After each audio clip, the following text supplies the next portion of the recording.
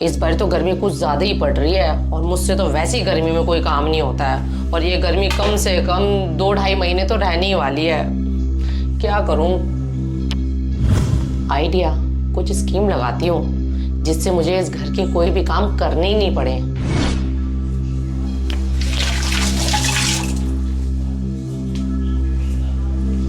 भाभी जी, वो क्या है ना, आज मैं डॉक्टर के पास गई थी और डॉक्टर ने मुझे बोला है मैं ना प्रेग्नेंट हूँ। क्या डॉली, ये तो इतनी बड़ी खुशखबरी है और तुम तो ऐसे बता रहे हो जैसे कोई छोटी मोटी बात हो। हाँ भाभी जी, खुशखबरी तो बहुत बड़ी है, पर ना डॉक्टर ने मुझे शुरू के 3 महीने फुल बेड रेस्ट के लिए बोल दिया है। कुछ कॉम्प्लिकेशंस है मेरी प्रेगनेंसी में। अब मुझे ये टेंशन हो रही है कि भाभी मेरे हिस्से की इस घर के काम करेगा कौन। अरे डॉली, इसमें घबराने की क्या जरूरत है। तू भले ही मेरी देवरानी है पर हमेशा मैंने तुझे अपनी छोटी बहन समझा है और घर के कामों की टेंशन तू छोड़, वो सब मैं देख लूंगी। तू अपनी सेहत का ध्यान रख और रेस्ट कर, ठीक है? थैंक यू मेरी भोली भाभी जी। अब इस 2 महीने की भयंकर गर्मी में आप करोगे घर के सारे काम और मैं करूंगी आराम।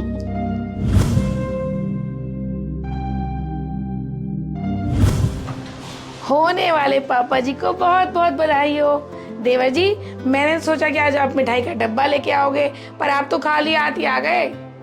देवर जी, मिठाई ना खिलानी पड़े इसलिए बहाने मत बनाओ। पापा जी बनने वाले हो पापा जी। देख लो डॉली, देवर जी कितने चालाक हैं। भाभी जी, मैं कोई चालाक नहीं हूँ और आप मुझे क्यों पापा जी बनाने में लगी हो। देख लो डॉली, भाभी कैसी कैसी बातें कर रही हैं। हाँ राजीव, भाभी जी बिल्कुल सही कह रही हैं। मैं प्रेग्नेंट हूँ और अब पापा बनने वाले हो। क्या डॉली, मैं तो अभी तक यही समझ रही थी कि देवर जी मुझसे मजाक कर रहे हैं। तुमने सच में देवर जी को नहीं बताया कि तुम प्रेग्नेंट हो? वैसे हैरानी की बात है, प्रेगनेंसी की न्यूज सबसे पहले वाइफ अपने हस्बैंड को ही देती है।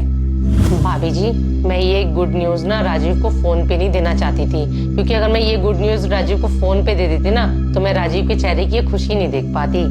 वैसे डॉली, मुझे ना ये बात हजम नहीं हो रही। तुम इतनी बड़ी खुशखबरी देवर जी को बताए बिना रह कैसे गई? तुम्हें तो तुरंत फोन करके बताना चाहिए था कि मैं प्रेग्नेंट हूँ। तुम्हें पता है, जब मैं प्रेग्नेंट हुई थी ना पहली बार, तो मैंने तुम्हारे भैया को फटाफट बता दिया था कि बस बता दूं।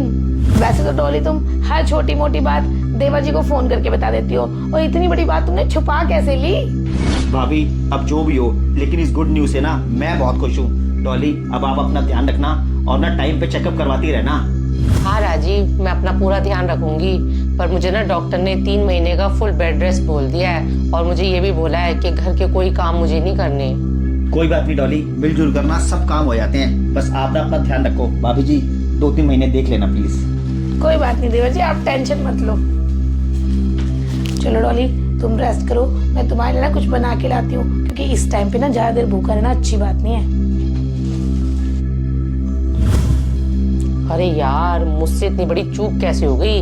मैंने ये झूठी खुशखबरी सबसे पहले राजीव को क्यों नहीं दी? मुझे लग रहा है मेरी जेठानी को ना मुझ पर शक हो गया है। कुछ ना तरकीब लगाती हूँ। ऐसा करती हूँ, मम्मी को फोन करके बुला लेती हूँ। मम्मी मेरा हाल चाल पता करने भी आ जाएगी और मम्मी बधाइयाँ भी दे देगी झूठी।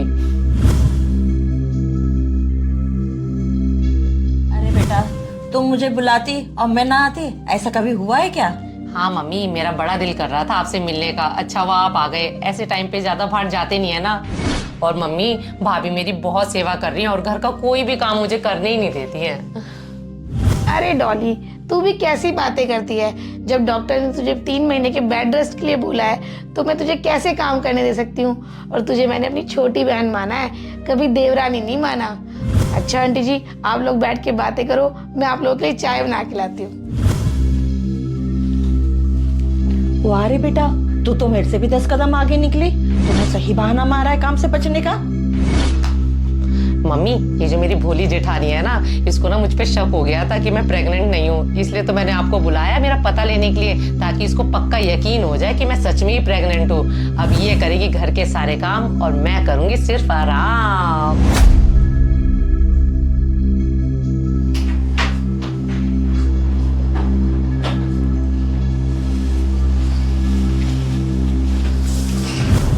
डॉली, डॉली क्या हुआ? देवर जी, देवर जी। अरे डॉली, क्या हो गया? डॉली, उठो उठो डॉली, उठो, यहाँ बैठो। इधर बैठो आप। जाओ देवर जी। भाभी जी, मैंने डॉक्टर को फोन करता हूँ। हाँ मैंने इनको दवाई दे दी है, थोड़ी देर में इनको आराम आ जाएगा। डॉक्टर साहब, इनको हुआ क्या था? इनको डिहाइड्रेशन की वजह से चक्कर आ गए थे। डॉक्टर साहब, वो सब तो ठीक है, ये ना प्रेग्नेंट है, इनके बेबी को तो नहीं कुछ हुआ?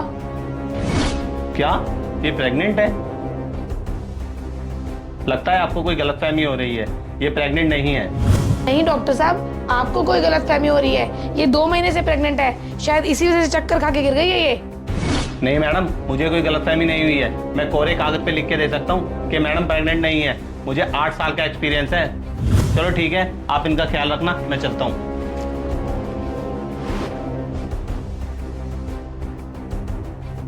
डॉली, ये क्या सुन रहा हूँ मैं? डॉक्टर साहब क्या बोल रहे थे कि तुम प्रेग्नेंट नहीं हो? डॉली, एक बात बताऊं, पूरे 2 महीने हो गए तुम्हें ये प्रेगनेंसी का नाटक करते हुए। तुम अब भी सच बताओगे, अभी भी छुपाती रहोगी? एक बात बताऊं, मुझे पहले से ही तुम पे शक था कि कुछ तो गड़बड़ है। मेरे भी 2 बच्चे हैं, तुम्हारे कोई सिम्टम्स नहीं दिखाई दे रहे थे प्रेगनेंसी वाले। डॉली, वैसे शर्म आनी चाहिए तुम्हें, 2 महीने से हमारे इमोशन से खेलते हुए और हमारी आंखों में धूल झोंकते हुए।